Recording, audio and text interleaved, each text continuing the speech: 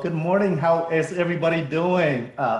Thank you so much for joining us today. I don't know if you know, but today is April 1st. It's the official Census Day, right, Jenny? Yeah.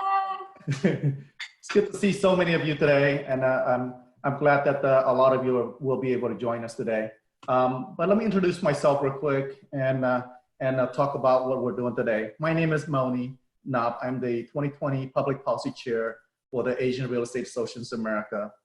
And I got to tell you, before we get started, it feels so amazing just to dress up in a suit today and feel like I'm going to work, even though all of us are working from home. More importantly, I just want to say that I wish all of you and your family that you're safe, that you're sound, that you're together, that this is the perfect opportunity to spend some time together and get to know each other. I've spent a lot of time with my neighbors recently out in the front on the street, and we're hanging out 6 feet apart and just getting to know everybody in my neighborhood. So I hope that you do that. But what are we doing today? Just so you know, AREAA has partnered with the US Census to make sure that every AAPI member is counted, and that is so important that we have a couple speakers today. Today we have Jenny Aramoni. She's a partnership specialist with the National Partnership Program at the US Census Bureau, and she'll be joining us, and she's online now. She will be sharing a lot of information with us regarding the census. And we also have Christine Chen, who is the Executive Director with the Asian and Pacific Islanders American Vote, APIA Vote. And she's gonna be sharing some information about why it is important that we vote and why the census is so important to us. So I'm gonna start with 5 key things that you should be considering before I introduce Jenny with us today. So 5 key things, here's what they are. Number 1, the census is taken every 10 years. The census informs how $675 million in federal public funding is distributed each year. 2 is that less than half, which is stunning, of the API community knows that every person living in the country is supposed to be counted, regardless of immigration or citizen status. Number 3, 1/3 of all Americans arrive after 2010 and have no prior experience with the census. Number 4, the most recent census in 2020 found that AAPI, Asian American population, grew faster than any other group, more than 4 times faster than the total population. And number 5, when AAPI communities are undercounted, they may be given less than fair share of these government resources. So it's really, really important that we know that we participate, that we're counted, that we're somebody, and this is one of our greatest opportunities to do that. On that note, let me introduce you to Jenny real quick. Jenny is a partnership specialist with the National Partnership Program at the US Census Bureau. Jenny's role is to enlist and engage national level organizations to support the 2020 census and encourage their audiences, especially the hard to count communities, to respond to the census. Prior to a national partnership, Jenny was a statistician working on business data with the Economic Directorate. Jenny, welcome to our webinar today. Thank you for being here. Thanks, Moni, for the introductions, and thank you to AREAA for having me on this webinar. I'm really glad that we could still share our message virtually. So recently, I actually was on AREAA's Facebook page, and I came across you guys had a 2020 census video. It was very touching. I was wondering if we can play that video. I'm not sure, Jess, do you have that video with you? Not at the moment, no. Okay, that's fine. But the video was really touching. You guys definitely went straight to the point about how AAPI communities have been unaccounted in the past and are at risk this time. Okay, so I'm gonna start my slides.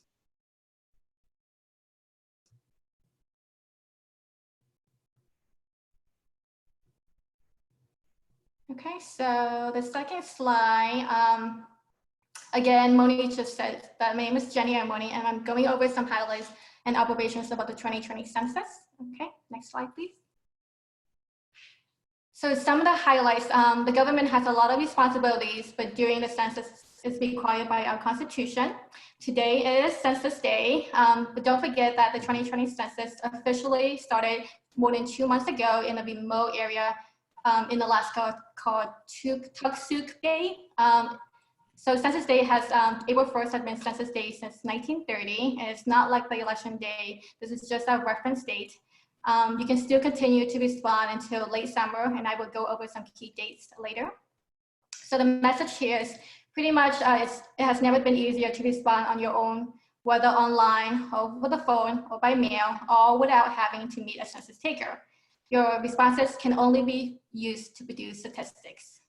Okay, so we're gonna start with a quick poll. Can we see the poll question, please?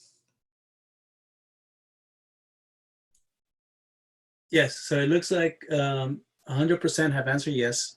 Oh, okay. Okay, that makes my job easier. Okay. 3 out of 3. Okay, that's awesome. Okay, so the next slide, I'm gonna talk about why 2020 is important, but I think you guys all know because you guys all fill out your the answers, so that's great. So it is about power, money, and representation. So it is about power and being represented because some of the states will gain or lose seats in the House based on the population count. It is about money because the census data will inform how billions of dollars in federal funds are distributed for health clinics, disaster recovery initiatives, school lunch programs, English classes, and other critical programs and services for the next 10 years. And accurate census data could mean more public health facilities supported by multilingual staff near where you live for out of the blue emergencies like now, the pandemic. Businesses also use our data to decide where to open, say, this next urgent care facilities. As realtors, you may want to know where to advertise your business in Vietnamese if you know where there is a growing Vietnamese population in the county. Okay, next please. So over the weekend, over 50 million households have responded to the 2020 census, and we still have a long way to go, and we need your help with some of these hard to count populations. Our research shows that these hard to count populations have a low willingness to participate in the 2020 census. Some of the reasons why are there is a language barrier, they don't trust the government, and they don't know how the census benefits them. So one of the population is young children under the age of 5. They are the most undercounted in 2010, so please remind your clients to put the children on the form. When there is an undercount of children, the schools are underfunded and overcrowded, and this may lead to a lower ratings in school. As realtors, you all know this will affect the price of the property. When the local government doesn't get the right amount of federal funding, they may have to increase local taxes, and no one likes to pay more increases. Currently, we have over 400,000 local and national organizations, including AREAA and AAPI vote, sign up to help us to spread the message and to motivate these hard to count communities to respond. Okay, next please. Okay, so let's talk about safety and security. Again, the responses to the 2020 census are safe, secure, and protected by federal law. Census employees are required to protect your personal information. Violating this means a penalty of 5 years in prison and or a $250,000 fine. A fun fact, we released the census data after 72 years. So the next one is 1950, that will be available in 2022. Okay, so next slide. So moving on to some operations. This is our mail out schedule. Most households should receive a letter inviting them to respond. You will receive a couple more reminder letters if you haven't responded in April. And if you feel comfortable responding by a paper questionnaire, you will receive this letter starting next week. Okay, next please. If you haven't received a letter, this is what you should expect. The envelope has a return address from our National Processing Center in Jeffersonville, Illinois. It is addressed to your address, not to a name. The letter includes the census ID that you will use to respond online. This ID is tied to your address. If you do not have your ID, you can still respond by putting your address in. The other paper has all the languages that we support and the phone number to call to respond respond in language. As a reminder, the Census Bureau will not email or text people for the census response. Okay, next please. So you guys all responded, so you already know what we asked. We asked how many people are living in your house as of April 1st, whether the home is owned or rented, the name, sex, age, date of birth, the race of each person, and there is no question on citizenship status. And you can see the link for the form in PDF. Okay, and there are 2 more questions on the poll. Jess, can you tell me what the responses were? Yes. Where should the college students be counted? Yes. So it looks like 14% answer at their parents' house. 29% answer wherever they are on 4/1 or April 1st, and 57% reply with at school. Okay, so 57%, that's the correct answer. It's gonna be, the students should be counted at school, where they live and spend most of their time. And I will go into this a little bit more. And the next question is who should be counted? Yes, and for that one, 100% reply everyone in your household. Oh, perfect. Okay, great. Okay, so moving on to my next slide. Most of you already know we want to count everyone in your under your roof. So the 2020 census will be counting everyone living in the U.S. and the 5 U.S. territories. With or without a mailbox, you will be counted, and only one person needs to fill out for the whole house. If you move in a new residence today, you want to count yourself at that residence. And children who split their time between the homes, if they live with you today, you should count them. Newborn babies, even if they're born today, if they're still in the hospital today, they should still be included. So for college students, if they are living on campus and are living at home right now because due to COVID-19, they should still be part of this special operation we call group quarters. So we are working with school administrators to submit us the students' data electronically. And if the students live off campus and is home right now, they can still go online and respond by inputting the address instead of the code because they can't get to the mail. And also to remember to include all the roommates. Okay, next please. So here are the languages listed in order of name from top to the bottom, left to right. These languages are determined by the 2016 American Community Survey estimates to identify language groups with a high number of limited English-speaking household. On the left-hand side, you will see the 12 non-English languages for the online response and phone assistance. On the right side, you will see the 59 languages we have support through video and print guides. Okay, so next slide, please.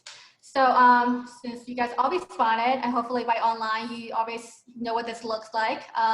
This portal will remain open until the end of August, but that date could change any day now. So please don't wait until then to respond. And you can see the 12 languages supported. You can toggle between the languages throughout the questionnaire. Most people can respond in less than 10 minutes, but please keep in mind that you must complete the questionnaire once you begin. If you leave the questionnaire and return, you will still have to start over. There is a 15-minute window for you to complete. You must move around in the questionnaire, and moving the mouse is not an active activity. So at the 13-minute warning, you can select you need more time. I'm saying this because it's a problem for some non-English speakers because they are trying to understand what they're seeing as they go through the questions. So from my personal experience, my mom is Vietnamese and speaks very little English. I actually had to FaceTime with her to help her with the questions. Some of the Vietnamese translation were actually too technical for her to understand and for me to translate. So I had her toggle between the English and the Vietnamese to translate to her in layman Vietnamese. Okay, so moving on. So over the weekend, the Census Bureau paused all 2020 census field operations until April 15. The graph is being updated right now, but you can add 14 days, roughly 14 days to the latest date you see here. As you all know, the climate is changing every day, every hour. The Census Bureau will make necessary steps to keep everyone safe and to inform the public of changes in operations as soon as possible. Okay, so non-response follow-up. This is the most expensive component of the census. This is where we send census takers to the household to collect the responses in person. And the best way to avoid human contact and to save some taxpayers' dollars is to respond online, by phone, or by mail as soon as possible. The Census Bureau projects that over 60% of the American households will self-respond by May. The remaining 40% will be contacted through personal visits in early June. And again, we will continue to work and we will begin this work when it is safe to do so. Okay, so next. So these census takers, you need to verify their identity. You can check to see if they have a valid ID badge with a photograph, the US Department of Commerce watermark with an expiration date. Census employees may also carry bags and other equipment with the census logo. Census employees will never ask for your social security number or any financial numbers. If you still have questions about the identity, you may contact your regional census center that can be found in the link on the slide. Okay, next please. Okay, so this is our 2020 census campaign timeline. We are now in the motivation phase. This is tied with our mail out schedule. We want to encourage everyone to respond. You could do it online, by phone, or by mail.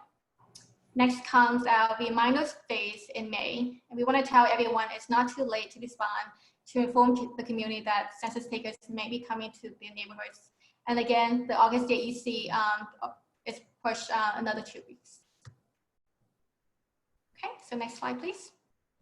So I have a couple of cool screenshots here.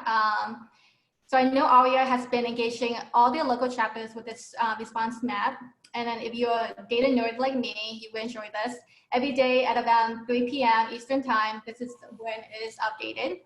I am staring at this website for the latest response rates. You can see the country's response rate down to the city, county, and the census tracts. And census tracts is your neighborhood. So as of yesterday, March 31st, the national response rate is 36.2%. And in the link below, you can find what other cities around the country are doing to challenge themselves to beat the 2010 rates and to compete with each other.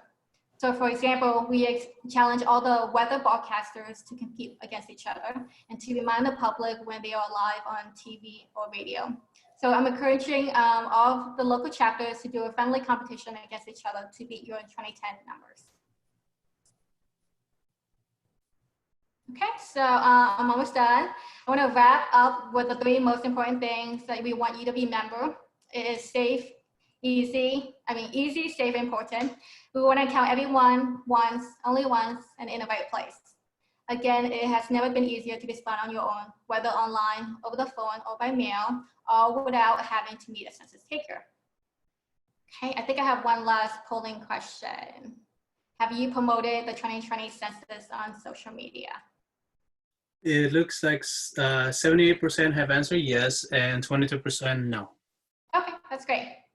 Okay, so the next slide, if you haven't promoted us on social media, you can see here we have every social media platform out there. And not only we updates about the 2020 census, but we do have other fun statistics. And we do work the other 9 years, and we have over 130 surveys and programs throughout the year, and business and demographic data to help you with your business.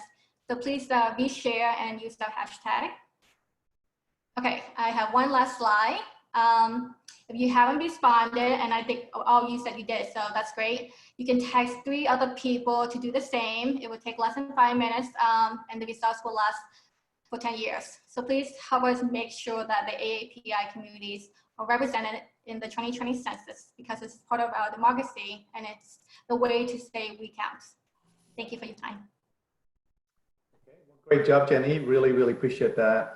Great information. We really appreciate that. So I will be doing my part as well. I've already completed my my census, and I will be doing my part when promoting on social media today. So I promise you. All right. Well, thank you so much. Great information. So next, we're going to move on to Christine Chen. Christine is the founding exec director and the current executive director at API Vote. During her tenure, she has strengthened and expanded APIA Vote partners into 28 states. That's amazing. API Vote's research and polling of Asian American voters and their regional trainings and field programs have strengthened the local grassroots programs in reaching and mobilizing Asian American and Pacific Islander voters. Through all these efforts, APIA Vote has played a key role in elevating the Asian American and Pacific Islander electorate and to an unprecedented national level in recent years. So welcome, Christine. Really, really appreciate it. Let's unmute her, please. Let her talk. Please take over. Jazz? Yes. Perfect. Can you hear me? Welcome. Thank you. Great. Thank you so much. And happy Census Day, everyone. So API Vote is really proud to be able to work with AREAA. And I know we've even formalized our relationship because AREAA is now part of the National Council of Asian Pacific Americans. So we're all working in lockstep to promote Census Day and to ensure that we have a complete count. As it was already noted, we said, Census Day is April 1, and that we do really have a large impact on making sure that every person gets counted in the US. So that is regardless of their status. So that means everyone that gets counted, it means about more funding. For us now, it's actually estimated to $1.5 trillion in federal funding. To also politically in terms of redistricting, redrawing of legislative boundaries, and reapportionment, which is the reassignment of congressional seats for each of the states. For us, last year, we conducted about 40 regional trainings across the country, and we also utilize research that was conducted by Asian American Advancing Justice, and more recently, another survey that was actually conducted about what messaging works. So even though it's about $1.5 trillion, it's really about how do we talk about this with our family and friends, especially when you're so distant from one another, right? So we really need to narrow it down, to really fine tune the message, to talk about it. Is it about school funding? If they're concerned about their kids and their education right now, especially if they're being homeschooled, is it about the infrastructure? Right now, also with us thinking about COVID-19, this is a great way to tie in about hospital and health services. By us being counted, we can make sure that there are more resources being provided to these health services. And then also if we see that there's a growth in our community of, especially of those who are limited English proficient, hospitals and health services may notice and make sure, and in the future, in the next 10 years, they may decide to include more doctors or more culturally appropriate educational materials when they're providing the health services, or they may go ahead and ensure that they have a translator on spot to assist these communities. It's also about funding for emergency and disaster programs, business investments, as was talked about, and then for API Vote, it's also about political representation. We also want to remind people that, when we do miss people, individual, what does that actually mean? Well, it actually equates to different dollar amounts for different cities, but in San Jose in 2010, they actually looked back and realized they missed about 70,000 residents, which cost the city about $20 million a year. So you can only imagine how, with that kind of money, what you have been reallocating those funds for. I also like to talk about when we do have a full count, we also have great news about how we could get organized. Back in 2010, New York did a great job of ensuring that the Asian American Pacific Islander community had a complete count.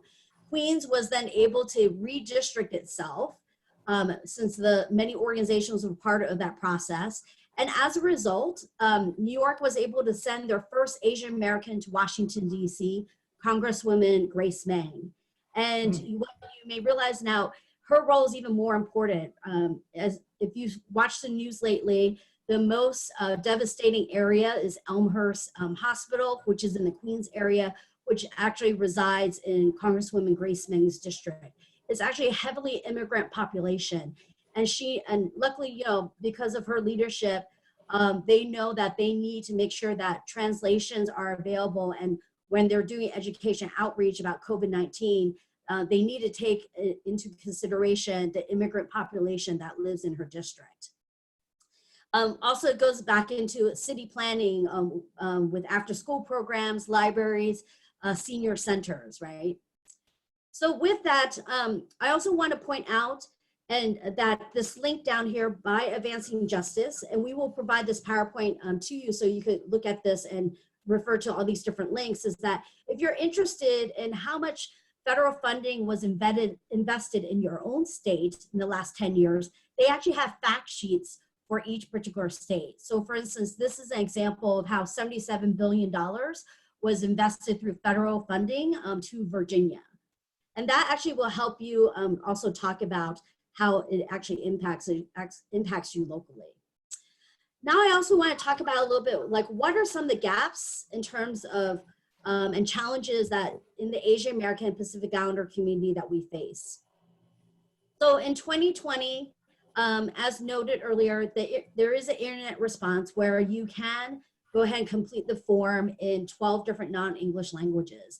Now that's 5 for the Asians, right? Chinese, Vietnamese, Korean, Tagalog, and Japanese, which is great. But you should know that the paper questionnaires are only in English and Spanish. So this is also another great reason why we want to get as many of our community to go online so they could take advantage of the translated form that is only available on the internet. In terms of language programs, you know, there are also different ways that you could take to complete the census. As you said, online. You also have the mail that will come in a couple of weeks. And then also you could make a phone call if you have questions or if you want to take the census by phone. So once again, it is in the Chinese, Vietnamese, Korean, Tagalog, and Japanese languages, which is a lot more than we had in 2010.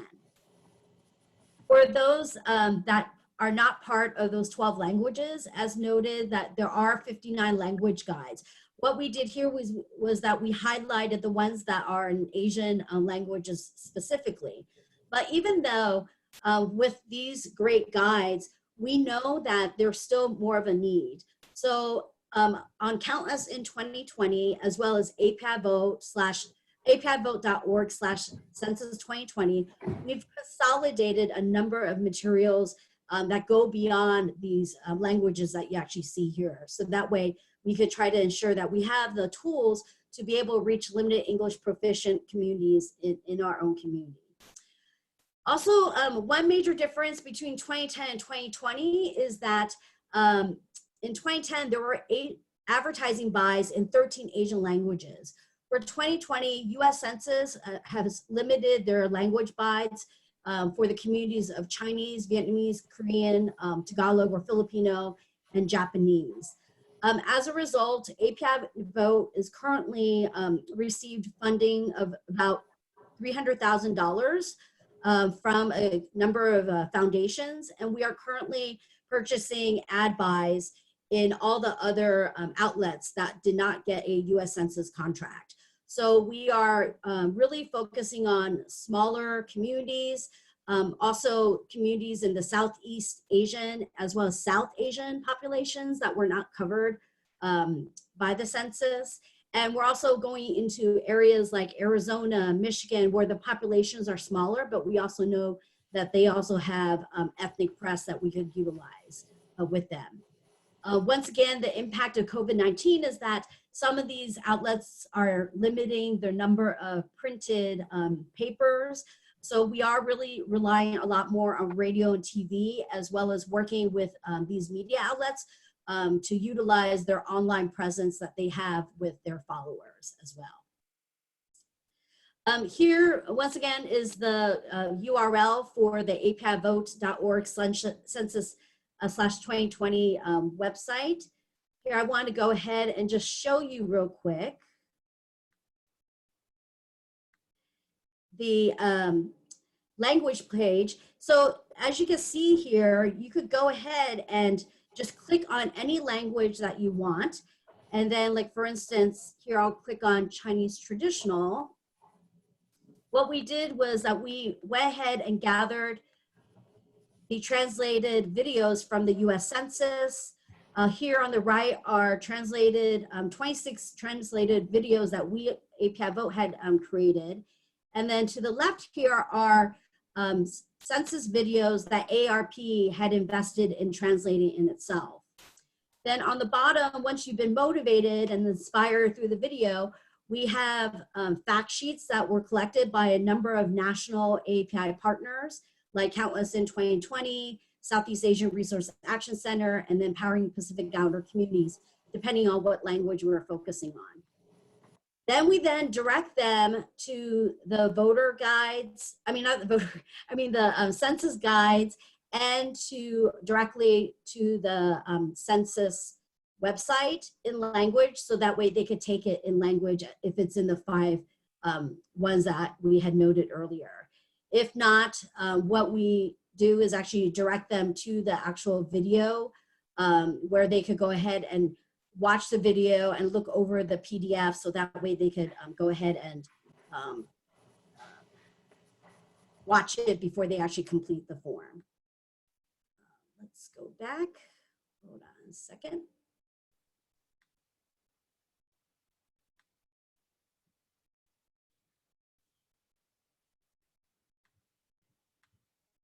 Sorry, everyone.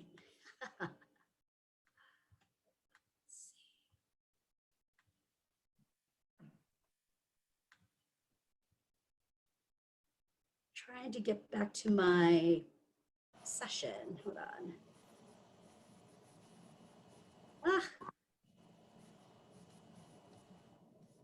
Okay, let me just go back.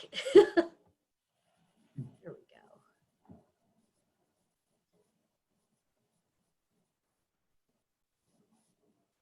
All right, with this, now I actually want to go ahead and share with you just some common questions that we had noted early on through our training program. We actually conducted a census quiz as part of our trainings.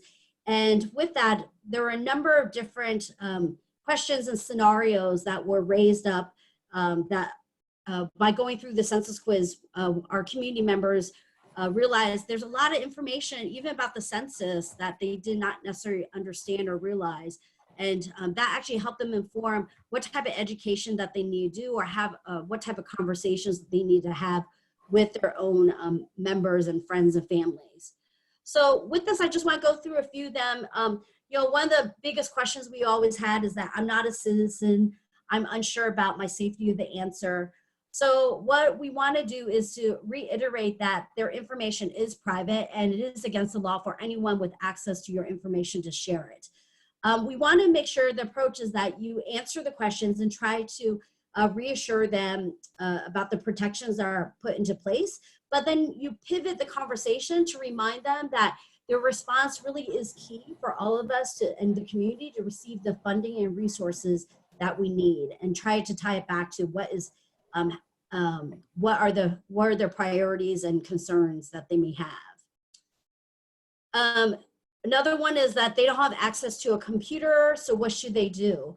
As a reminder, you know, you can fill out the paper form. Households will be sending out, will be getting their paper form April 8th through the 16th if they had not completed it online by then. At the same time, as we said, there's also the opportunity to make a phone call and to complete it by phone as well. They thought they filled it out, but they can't remember, aka I'm not sure, or perhaps they even missed someone, right? So what we tell them is that if you're not sure, or if you already completed once, do not necessarily use your household ID. You can only use your household ID once. So you could fill out the form online or via phone without a non-household ID. So here is an example of the actual letter that you get with the household ID number that would be included.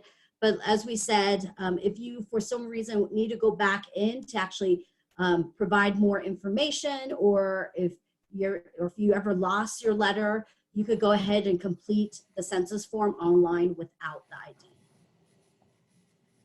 I'm multiracial. How did I note that on the census?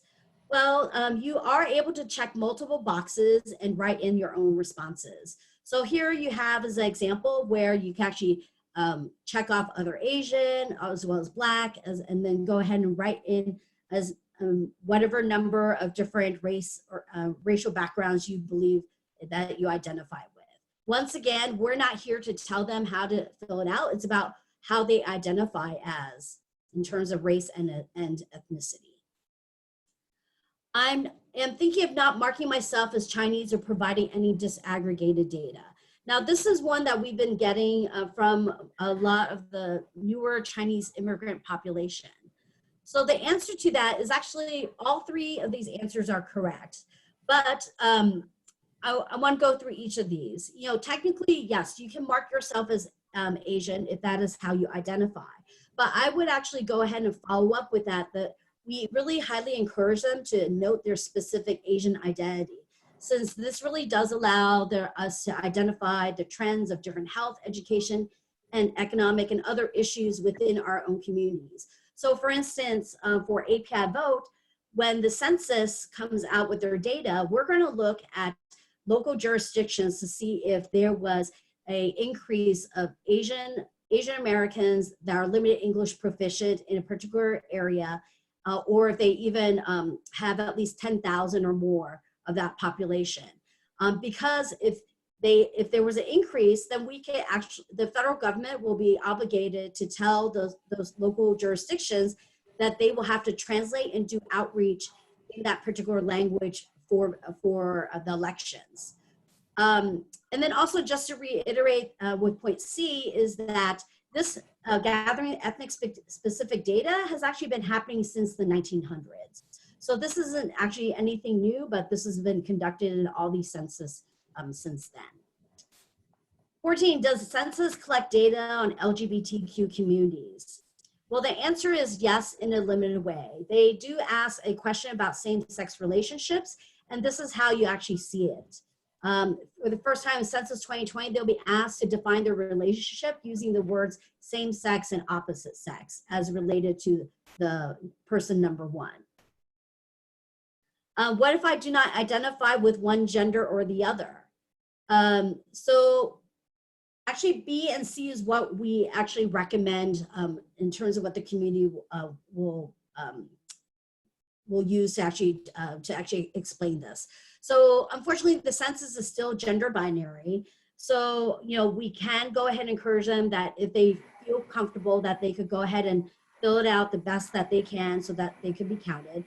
But we also will tell them that historically people have skipped a question, and the census form and the census count is actually noted as a complete count.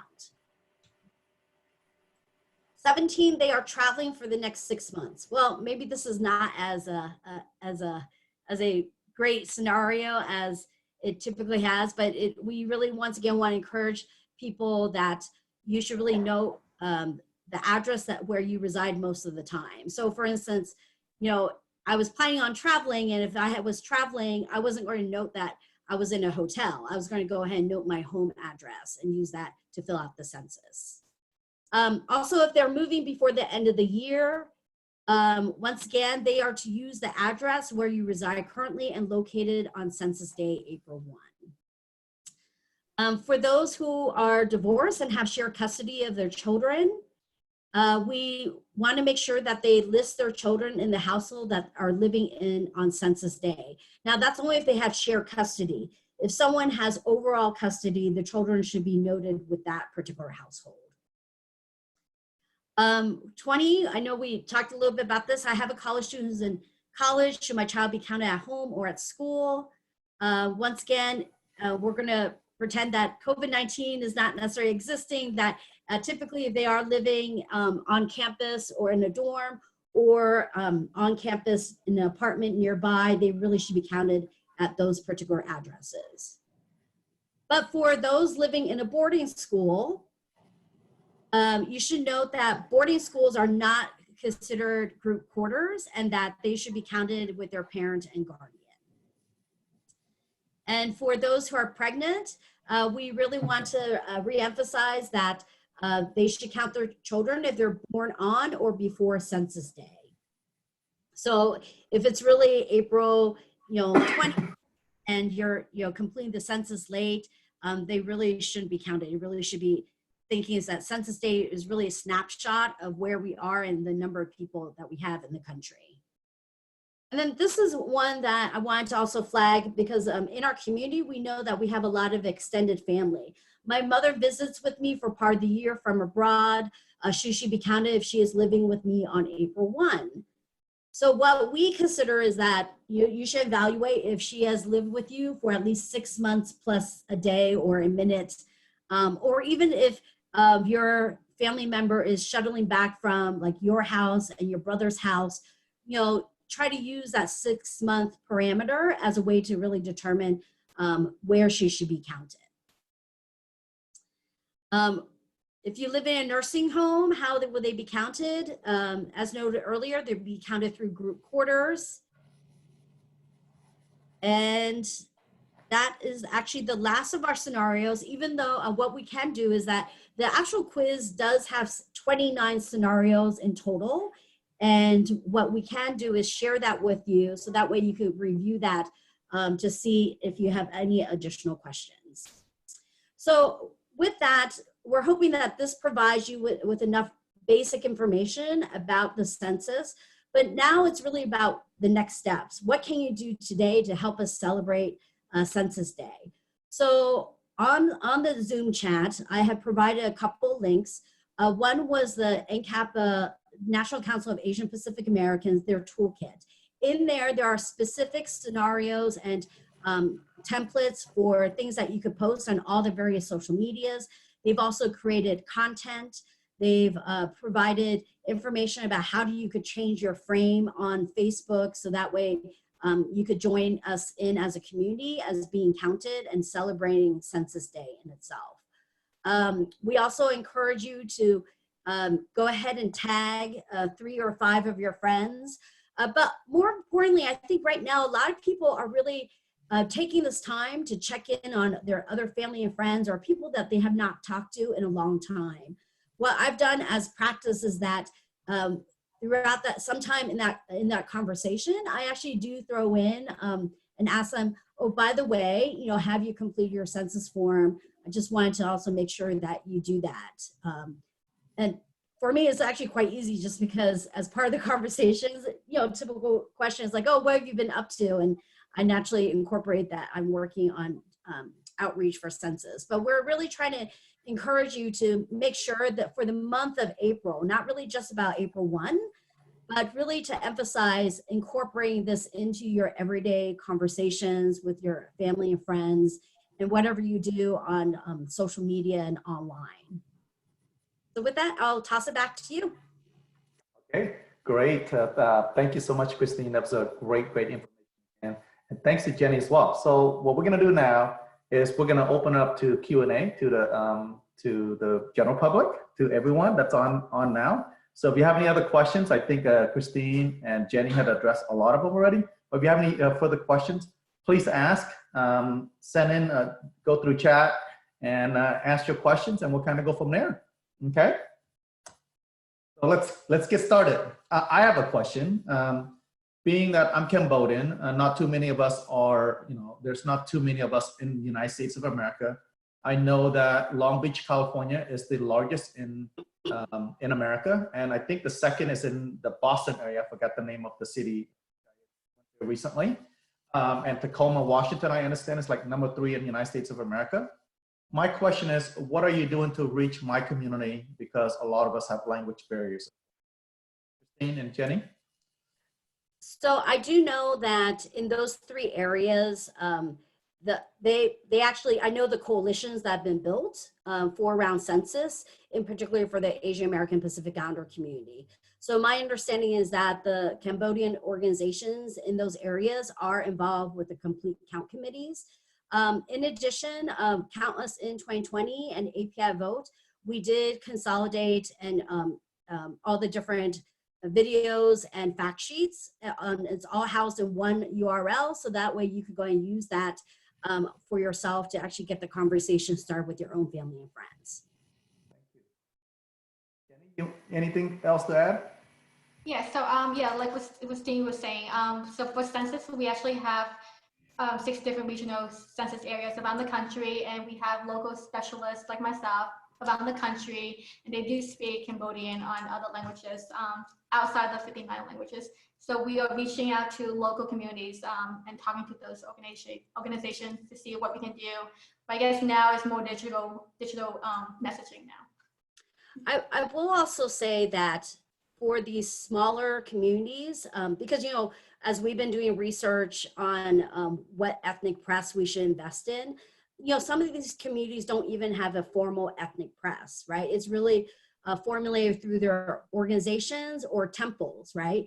And so a lot of churches and temples are still having services, but it's all online. So if you can, if you're part of those communities, we encourage you to please talk to the leadership of those organizations. And since they have the attention of their constituents, to make sure that they flag this with them. Thank you so much. That's actually really, really good information. Anybody else have any questions that they would like to ask? Please join on in. Vanessa, Jazz, anything? You getting any questions from other people? There is a question from Diane about how will we get the slides? Okay. Is that something we could share, Christine and Jenny? Yes.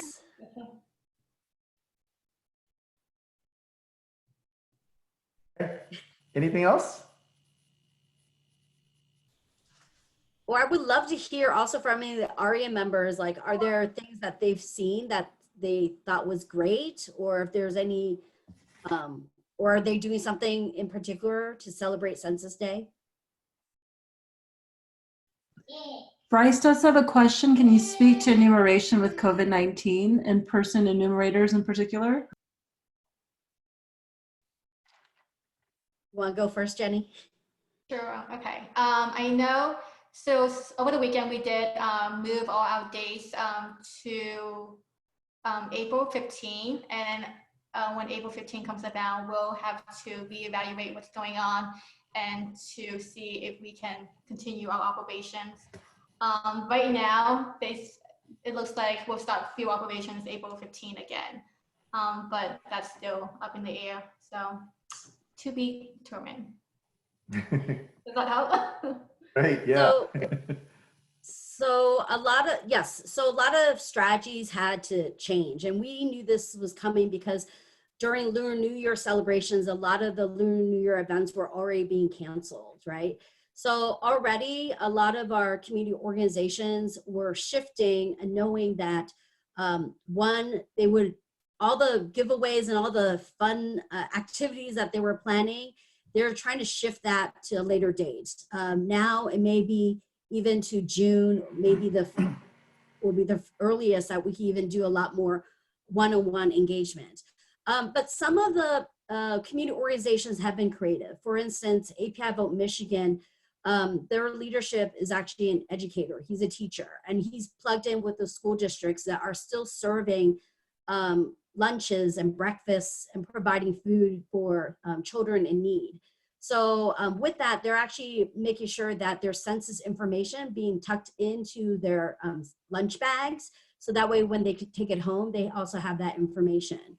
A lot of the ethnic press where we're adding the advertising in, they're switching it to where they're making sure that it's really going to the grocery stores because people are still going to that. In Houston, we know that a number of Asian restaurants still open for carryout.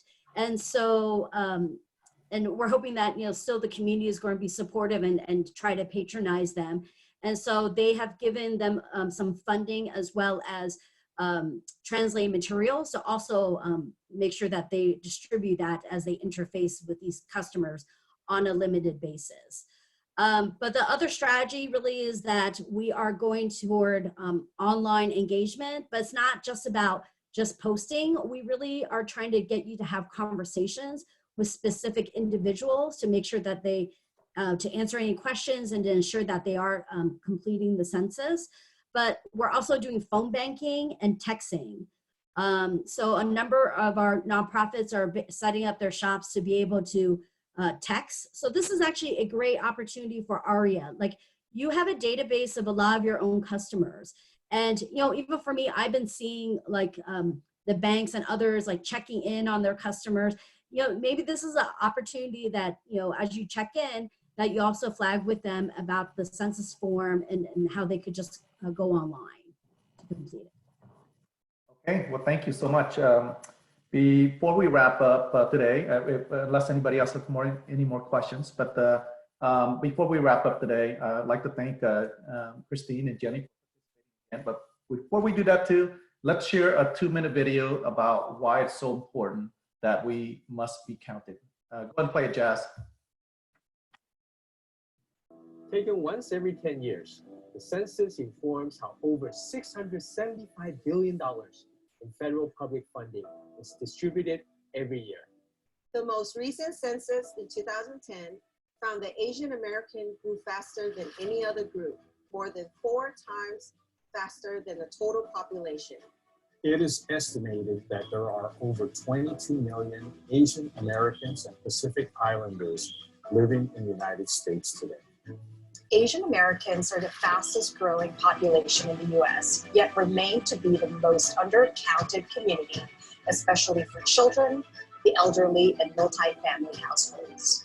Our community has been undercounted for decades and is at risk of being undercounted again for the 2020 census.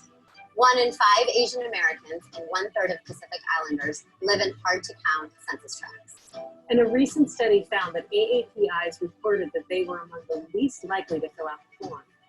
Less than half of the Asian Americans in this country know that it is their right to be counted, regardless of their immigration or citizenship status.